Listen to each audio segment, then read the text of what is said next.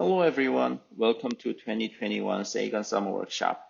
My name is Jaehan, and I'm a Sagan Fellow at Carnegie Institution, but I'll move to the University of Florida as an assistant professor in a few weeks. So today I'm going to talk about structures in circumstellar disks and how planet disk interaction theories can help interpret the observed disk structures. So to begin with, let's talk a little bit about basics of circumstellar disks to get ourselves on the same page. So first of all, circumstellar disks are made of 99% gas and 1% solid, and this is in terms of mass, and the ratio is believed to be inherited from the ISM. Within the gas component, most of the gas mass is in hydrogen molecule, H2, but at typical temperature of circumstellar disks, which is a few tens to a few hundred K, they are very poor emitter because they don't have dipole moment, and it's really hard to excite their energy level at this low temperature. So what that means is that if we wanted to probe the disk, we need to use something else than hydrogen molecule. So other tracers like carbon monoxide, CO, or we can also look at dust component instead of looking at the gas. The next one is an obvious one. Circumstellar disks are three-dimensional objects, and you can see that clearly on the right-hand side. This is a near-infrared scatter light image of a disk called IM loop. So what we are looking at is the photons that are scattered off the surface of the disk by small micrometer-sized grains. So what you look at here is the star is at the center of the panel, which is, by the way, masked. And this one here, we are looking at the upper surface of the disk, whereas in this faint one here, this is the lower surface, the bottom surface of the disk, and photons are in this case back scattered toward our line of sight. And in between those two surfaces, upper and lower surfaces, there's this dark lane, and this is where the midplane locates at. And it shows up as dark because at this wavelength, the disk is too optically thick, so grains at that region doesn't really receive stellar photons. Now, if you observe the same disk IM loop in the millimeter wavelengths, this is what it looks like at the bottom panel. This is an ALMA image. And if you compare those two images, you can immediately tell that they are very different, right? In near-IR scatter light image, small grains, you can see that they are lifted up to the surface, whereas in millimeter wavelengths, we are looking at basically millimeter-sized particles, and because they are settled toward the middle plane, they look very flat. So the bottom line here is that solid particles, they can have very different spatial distribution as a function of their size. This is another example for a disk called TW Hydra.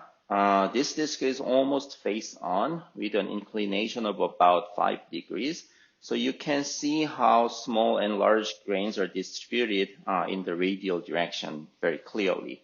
So in short, large millimeter-sized grains, they suffer from strong aerodynamic drag, which I'll get back later in my talk. So they have more compact morphology compared with the micrometer scatter light image.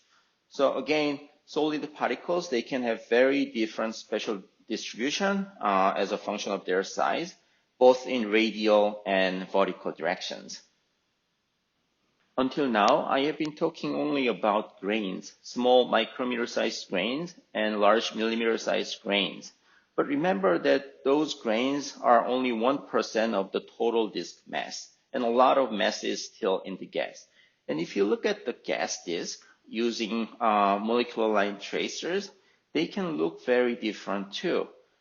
For example, if you use 12CO, 13CO, C18O different tracers, because they have very different optical depths, you are looking at different heights in the disk, and the morphology can be very different. And also there's chemistry, which can make things much more complicated. If you are interested in gas observations, I recommend you go ahead and watch Karen Oberg's talk for more details.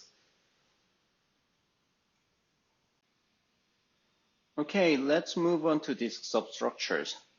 So we already saw rings and gaps in the TW Hydra disk in the previous slide. But even before we could image circumstellar disks, we inferred that circumstellar disks may have substructures by looking at the SEDs, or spectral energy distribution. So here's an example cartoon showing how it could be possible. So imagine that you have a star with a continuous dust disk like in this upper panel. Then this star and disk system would have a SED that is very smooth as a function of wavelengths because it doesn't have any structure. But if a disk has a big inner hole like in the bottom panel, then the SED would have a big dip in the infrared wavelengths, and that is because we are lacking warm and hot dust in this case. On the right-hand side in the upper panel, what is shown is the spectral energy distribution of a disk called GM Riga. And as you can see, there's deficit in emission near about 10 micrometer, and this can be interpreted as the disk having a big inner cavity. And when you look at the disk in millimeter wavelengths, this bottom panel shows an ARMA image of the disk, and in fact, you can see a big inner cavity in the disk. Of course, when we talk about disk substructures, we cannot skip this famous disk HL tau. On the left, what you see is the millimeter continuum emission of the HL tau disk observed with CARMA, which is a previous generation radio interferometer before ARMA became online. At this resolution, which is about 0.17 times 0.13 arcsecond, we already knew that there is a large disk around the star, but there was no clear evidence that the disk has substructures. But when you looked at the same disk with ALMA at the spatial resolution of about 0.03 arcsecond, or 4 AU in linear scale, this is what the disk looked like. The disk turned out to have fine substructures with so many bright rings and dark gaps. Since then, many circumstellar disks have been observed at high spatial resolution using ALMA, but also with other ground-based optical infrared telescopes. And we found quite a diverse substructures, as you can see from this gallery. It turned out that the most common type of substructures is rings and gaps, and oftentimes a single disk contains multiple sets of rings and gaps, as you can see from these top panels. But we also see other type of substructures, including ring and a cavity, arcs, and spirals. And I'd like to highlight that a single disk can have more than one type of substructures. For example, if you look at this disk with blue box, you see two rings and a gap in between, and you see an inner disk, and there might be an inner hole as well. But you can also see that there is an arc. So there are multiple types of substructures in one disk. Also, it is possible that when you look at the disk at certain wavelengths, you see one type of substructure, but when you look at the same disk at another wavelength, you see another type of substructure. This is a good example with red boxes. These are actually the same disk, MWC 758. But when you look at the disk in the millimeter wavelengths, we see two rings and a gap in between and two arcs in each of those rings. Whereas if you look at the disk in micrometer wavelengths, we see two spirals. So the big question we'd like to answer is, what have created disk substructures? And here's an incomplete list of potential origins of disk substructures. And I should tell that this is a really active area of research right now. And unfortunately, I cannot go through all of them, but I will focus on planet-disk interaction in my talk. So if substructures are created by planets, then they can provide important clues to planets' property, including planets' mass and their orbital semi-major axis. And we can also learn a lot about planet formation processes, like how, where, and when planets form. And we can also learn about how planets interact with their parental disks. But even if substructures are not created by planets, we can still learn a lot about planet formation, especially the initial conditions. In planet formation models, we often assume that the disk starts with smooth density and temperature profiles. But if all these substructures are created by other mechanisms before the first planet forms in the disk, this means that planet formation starts in structured disks, and the initial condition in planet formation models may need to be revised. Okay, at this point, you might want to ask me, because I'm trying to argue that these substructures could be created by planets, why can't we simply use exoplanet detection techniques that we have been developing for decades and go find young planets directly, right? That's a really good question.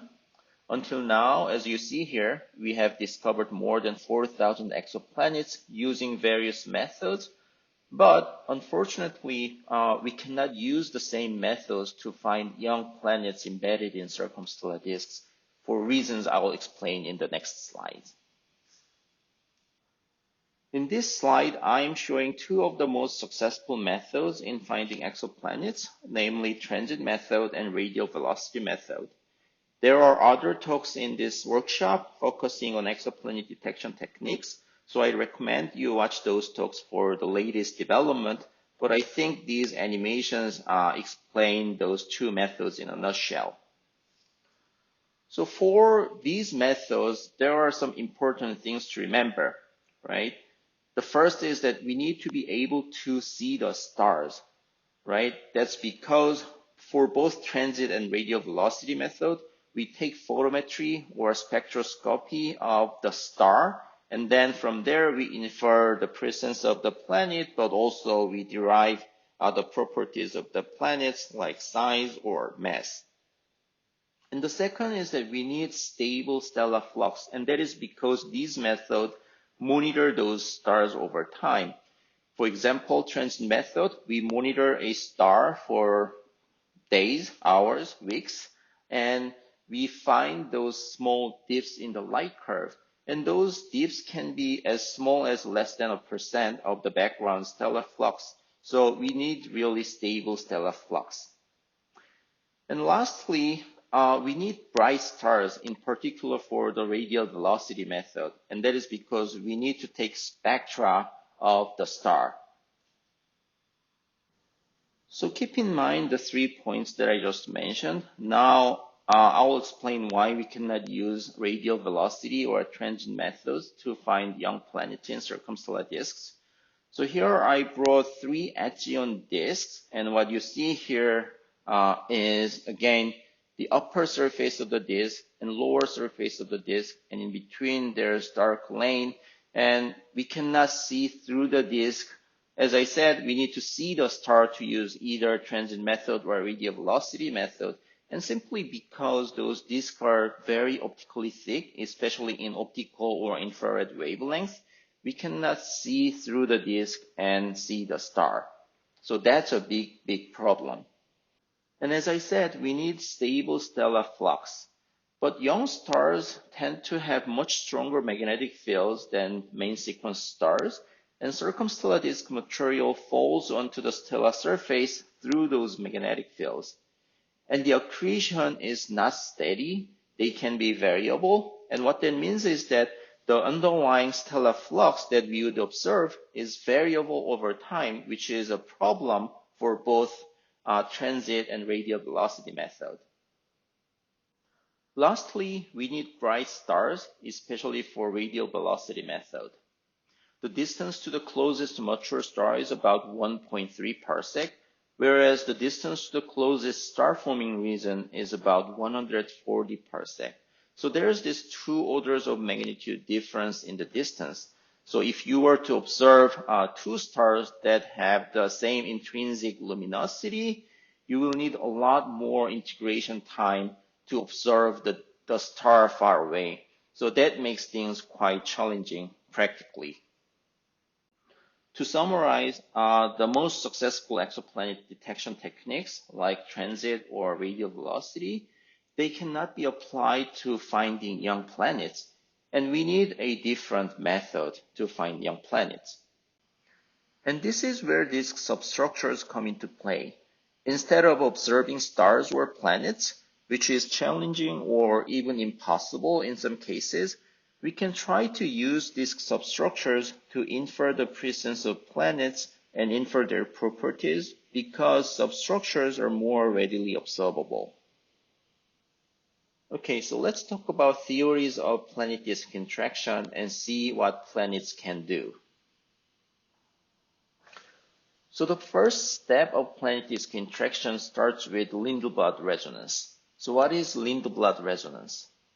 In this cartoon, I have a star at the center and I have a disk around it, and this is a gas blob in the disk. So this gas blob will rotate about the central star at Keplerian speed, omega.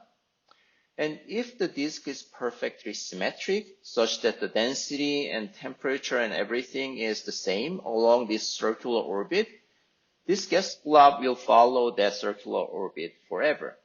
But the nature is not set up in that way, right? Density can vary even, by a little bit. Temperature can vary as the gas blob moves along this circular orbit. So it can deviate from the circular orbit.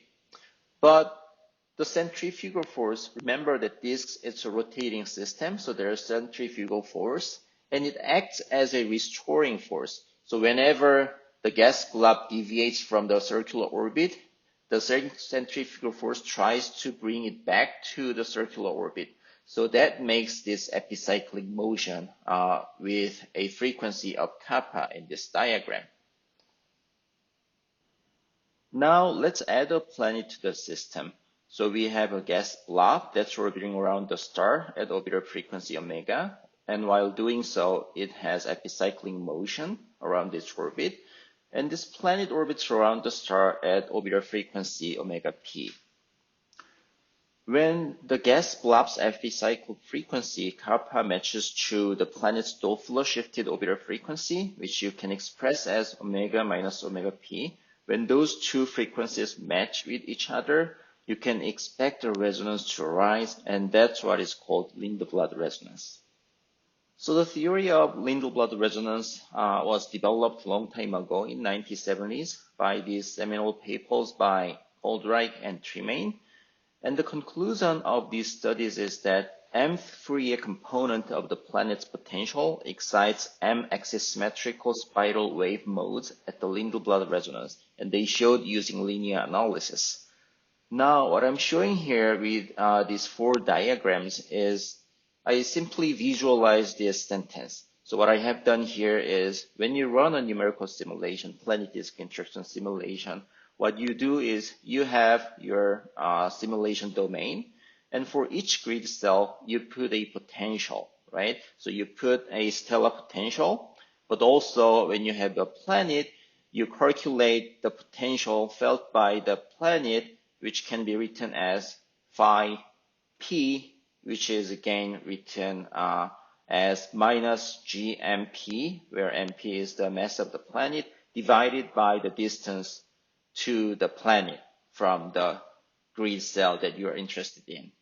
Now, you can expand this planet's potential using Fourier series, so various radial term and azimuthal term. And I'm expanding it using this Fourier series. So phi 0r, phi 1r cosine 1 pi, phi 2r cosine 2 phi, and you can do it all the way to infinity. So instead of putting the entire planet's potential, which is minus gm over distance, what I have done here in these panels is that first I put only m equals 2 component, which is this one, phi 2r cosine 2 phi. So I take only this term out of the planet's potential, and I inserted this one in the potential term in numerical simulation. And what you see here is two-armed spiral. Here's one, and here's the other.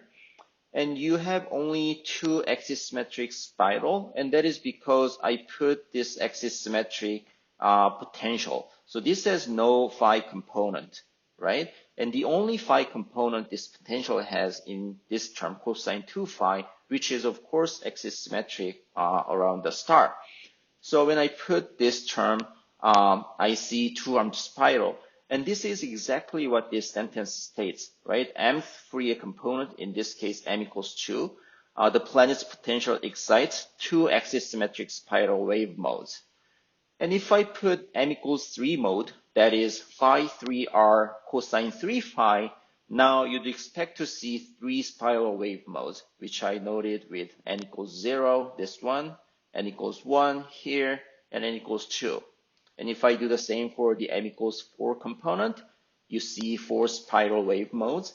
And if you do the same for m equals 5 mode, I can see 5 spiral wave modes. So that's good, right? Now, what you can do then is that I Fourier decompose the planet's potential, this potential with Fourier series. So if I sum those individual snapshots again, so as I showed in the previous slide, I have m equals 2, m equals 3, m equals 4, m equals 5, all the way to m equals 30 in this case. So I'm now going to add them up all together, and this is going to be what's shown up in this left panel. And this is what happens when I add up individual azimuthal wave modes. So from m equals 2, 3, 4, 5, 6, all the way to 30. And as you can see, as I add up more and more azimuthal component, you see that some of those spiral wave modes, they constructively interfere with each other and generate a coherent structure, which we call spiral arm. So the planet potential is centered at here, and here's the first spiral arm, primary arm. And if you go further inward in radius, you see another spiral arm is emerging here, and there's another one emerging at smaller radii. So the planet excites three spiral arms, primary, secondary, and tertiary in this case. And one thing I'd like to highlight is that if you compare these two panels, on the left, what I have done is I put individual azimuthal mode m equals 2 to m equals 30 in this case, and I added them up afterwards. Whereas on the right-hand side, I inserted the full potential in the simulation minus gm over the distance. And as you can see, if you compare those two, they are almost identical, which means that this spiral arm formation by a planet, it is a linear process.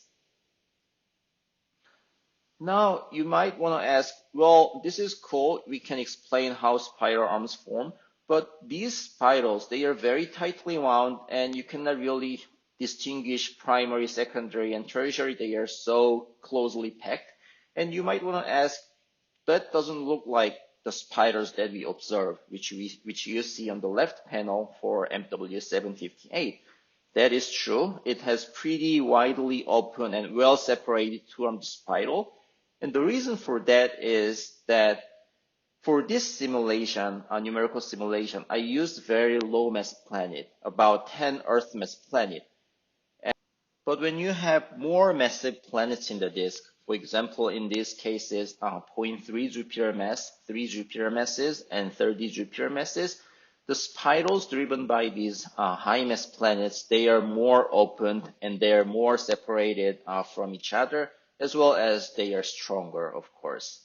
So although the initial formation of spiral arms, it is a linear process, the propagation of these spiral waves, they are non-linear process when the planet becomes massive. So again, more massive planet means that spirals generate stronger shocks, which means that faster propagation. So the spirals will be more opened. So for these disks with spirals, we believe that if they are driven by a planet, the planet mass must be very large, more than Jupiter mass, I would say. We learned how planets form spirals. In this slide, I will explain how spirals generate gaps and rings. So in panel A, what I plot here is the perturbed density profile from a two-dimensional planet disk interaction simulation. So the x-axis shows you the radius in log scale, and y-axis shows you the azimuthal angle. So r on the x-axis, phi on the y-axis. And the planet is located here at r of 1. So the planet launched one spiral arm in the outer disk, one arm in the inner disk, and there's an additional arm in the inner disk, secondary, primary, and secondary. Now, what I plotted on the right-hand side in panel B is a term called potential vorticity, which we can calculate as curl of the velocity vector divided by surface density. So the reason why I plotted this term potential vorticity is because this term has to be strictly conserved in the absence of shocks under a barotropic setup. Barotropic means that the disk temperature is same everywhere, so the pressure is only dependent on the density. So under such setup, as I said, this term has to be strictly conserved unless there is shock. So when you see green or greenish, it means that potential vorticity is more or less conserved. And you can see there are stripes, vertical stripes, this red stripe here, and this red stripe here, and this orange stripe here. And that's where these planet-driven spirals shock the disk gas. So here, this is where the outer spiral starts to form. And at that radial location, the spiral starts to generate shocks, and you get positive potential vorticity. And this one as well, this is where the inner spiral starts to form. At that radial location, you see another big jump in potential vorticity. And this is where the secondary inner spiral starts to show up. And at that location, you see positive potential vorticity. So spirals generate shocks, and those shocks exchange angular momentum with the disk gas and move disk gas around that radial location, opening gaps. So if you look at this one, this is surface density distribution, the same one, but now I azimuthally average it, so collapsed vertically in this diagram. So you have a planet here, the outer spiral opened a gap, the inner spiral opened another gap, inner secondary arm opened another gap.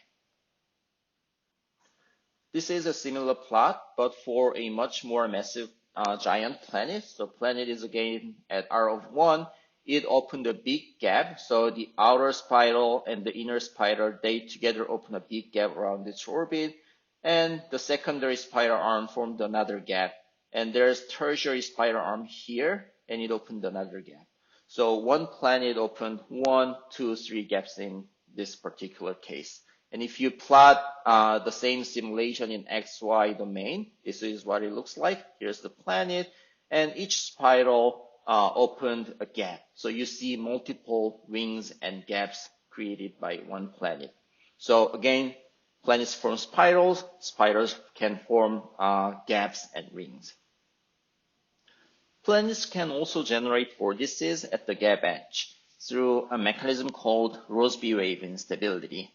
So you can think of Rossby wave instability as Kelvin-Helmholtz instability in a rotating system. So if you remember how Kelvin-Helmholtz instability operates, you have two layers of fluid which have different velocities. So at the boundary of the two layers, you can expect that there's a velocity shear, right? And when the velocity shear is large enough, you can trigger the Kelvin-Helmholtz instability. And the same thing can happen at the gap opened by a planet. So in the left panel, what is plotted here is the gas pressure profile as a function of radius. So the planet is here, planet opened the gap, and you see that pressure profile changes as a function of radius. Now, in order to maintain radial force balance, which can be written as this equation here, so the centrifugal has to be balanced with the gravity due to the central star and the gas pressure gradient. And as you can see, the gas pressure gradient changes as a function of radius. What that means is that the rotational velocity is also varying as a function of radius. So inside of the gap, you have subcapillarian speed. And outside of the gap, you have a supercapillarian speed. So when the gap is large enough or deep enough, the velocity shear, so you have supercapillarian velocity, and right next to it is near capillarian velocity. You can expect that this layer at this radius and the adjacent layer, they have velocity shear, right? And that's what triggers Rossby wave instability. So on the right hand side, this is a simulation where I put gas as well as dust particles, in this case 300 micrometer sized particles. So the planet first excites spirals, and those spirals, as I explained in the previous slide, they open a gap around its orbit, right? And at the gap edge, because of the shear in the velocity shear, Rossby wave instability is triggered and it creates vortices. And at the very beginning, you might have seen that there are 4 or 5 vortices, and that is because high azimuthal mode, they grow faster than low azimuthal mode, but eventually they merge into a single gigantic vortex as time goes on. Finally, planets can also create a cavity. You can do this in 2 ways. First, when there are multiple planets, those planets can create a common gap around their orbits. So in this simulation, there are 4 planets orbiting around the star, and as you can see, they created a common gap that is very wide in radius. You can also generate a cavity with a single planet. When a planet has a circular orbit, its gap is pretty narrow, as you can see in the right-hand side on the right panel. But whereas if you have the same mass planet, but the planet's orbital eccentricity is much larger than 0, in this particular case, orbital eccentricity is about 0.3. And because the planet covers a large range of orbital radii, the gap opened by that planet with non-zero eccentricity is much wider than otherwise. To summarize, planets can create spirals through Lindblad resonance, and once spirals are excited, those spirals can shock the disk gas and exchange angular momentum. And by doing so, those spirals can open gaps and create rings. And when the gap edge is sharp enough, the velocity shear can trigger Rossby instability and create vortices. And when there are multiple planets in the disk, or when there's a planet that has a large orbital eccentricity, planets can generate inner cavities as well. So this is great. Planets can explain basically every single type of disk substructures, but you want to be skeptical and say that, well, but we haven't actually detected planets themselves, right? Can you really tell disk substructures mean planets? And it is a totally reasonable question to ask, and I totally agree. I like planets, and I want these substructures are formed by planets, but we have to be cautious, and this is something I and a lot of other people in the community have been working hard for the last few years. So what should we do? And I should say, even though these substructures offer promising evidence of planets embedded in the disks, we need more direct evidence of planets themselves. And there are a few different possibilities. First, we can try to detect thermal emission coming from the planet's atmosphere. Second, planets, as they grow, they can form a small disk around it, which is called circumplanetary disk, and we can try to detect those circumplanetary disks if we have sufficient spatial resolution and sensitivity. And lastly, planets grow in mass as they accrete material either directly from the circumstellar disk or through circumplanetary disk. In either case, as material accretes onto the planetary surface, they will likely produce emission lines such as H-alpha. And here's a perfect case PDS-70 where all the 3 diagnostics I mentioned in the previous slide are detected. So on the left-hand side, what is seen is the thermal emission at 3.5 micrometer. So if you look at here, the inner part is masked, but if you see this bright blob here, and there's another blob here. And if you look at the middle panel, this is the H-alpha emission. And at the same location, you see bright blob here at the location of B. And also there is fainter but still bright statistically significant emission at the location of C. And this is ALMA image. As you see, this is a disk with a big cavity. So you have a continuum ring, one ring, and a big cavity, although you have faint inner disk. But if you look closely, here's a millimeter continuum emission that is coming from the location of the second planet, PDS-70C. So this is a great example. This is probably the most unambiguous detection of protoplanets embedded in planets at this moment.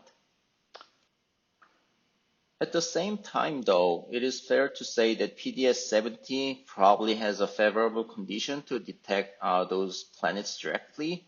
So as I already mentioned, PDS-70 disk, it has a pretty big cavity with size of about 90 AU in diameter. So the inner cavity, it has pretty low gas and dust density, and that's probably why we were able to directly see those planets. And in comparison, most of other disks without those big cavities, as I already showed at the beginning of my talk, this is IM loop in millimeter wavelength and IM loop in micrometer wavelength. There are still a lot of materials, not only just gas, but also small and large millimeter sized grains. So for those disks, it might be still challenging to detect, directly detect planets, either the thermal emission or circumstellar disk around those planets, or H-alpha emission arising from the planet's surface. This brings me to the last topic of my talk, which is kinematic planetary signature. So in my talk, I talked a lot about scatter light images and millimeter continuum emission, which are probing dust component of the disk. Those are great. We see gorgeous images, and I should tell you that there are a lot more left to do with continuum observations. But when we can probe disk gas using molecular line observations, we can do a lot of great, interesting science. This is one example. On the left-hand side, upper panel, what you see here is what's called channel maps. In this case, we are looking at how 12 CO molecules are distributed in the disk HD16396. And as you can see, we are looking through the velocity channels or frequency channels. And at each velocity channel, we see certain part of the disk. And if you look at a single channel, this particular channel, you see stars here, and you see the upper surface of the disk traced by 12 CO, and lower surface of the disk here and here. And if you look at this side, it's more or less smooth.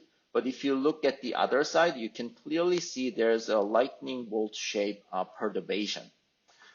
So what caused this perturbation in the channel map? The interpretation is the following. So in the bottom panels, what I have done is I ran radiative transport calculations to produce simulated 12 CO cube to compare with the observed data. When there's no planet in the right panel, you see upper surface and the bottom surface, but you don't see any perturbations because there's no planet in the disk. But when I put a planet, in this case, I put a 2 Jupiter mass planet at about 2 arcseconds from the central star. Then the planet generates spirals, and those spirals generate density and velocity perturbation. And the perturbation appears in channel map as this lightning bolt shape, a kink, or kinematic planetary signature. This is very interesting and great. One advantage of kinematic planetary signature is that we can nail down where the planet might be, as opposed to if you think about continuum observation, for example, you see spirals or you see vortices, rings, or gaps, then we cannot really tell where in the disk, both in radius and azimuth, a planet must be, right? It's hard to tell. But kinematic planetary signature, we know that the planet is likely around the velocity kinks. So that's one advantage. And I wanted to highlight that if you look at this cumulative exoplanet detection number, you see this method, this kinematics, which is registered in the Exoplanet Archive in 2019, I believe. So this kinematics method refers to kinematic planetary signature. So it's great that a broader community is paying more attention to disk observations, and we are looking forward to see what we can discover in the future. And this is my last slide where I'm showing direct detection of planets. It is possible with James Webb. So this is simulated observations at 11 micrometer for HD 163-96. This is the same disk as I showed in the previous slide where we see those velocity kinks or kinematic planetary signature. So based on hydrodynamic simulation and radiative transfer calculations, we predict that the planet mass must be somewhere around 2 Jupiter masses. So 2 Jupiter mass planet we can clearly detect with SNR of over 20, and we can go all the way down to 0.5 Jupiter mass planet with SNR of about 6.